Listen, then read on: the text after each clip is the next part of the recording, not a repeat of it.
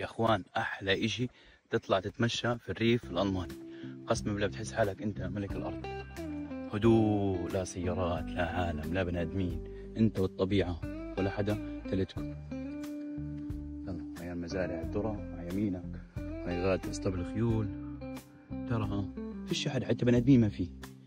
هذا عن جد بعتبره انا الريف مكان للراحه النفسيه، اللي حابب ترتاح نفسيته يحمل شنطته عليه على الريف الالماني، يطلع من المدينه، لانه بترتاح نفسيتك انت ومرتك واولادك اللي عندك اطفال بيلعبوا مساحات واسعه، يعني اللي بيحكوها نفسيه، علاج نفسي، بتفضفض في المكان هذا.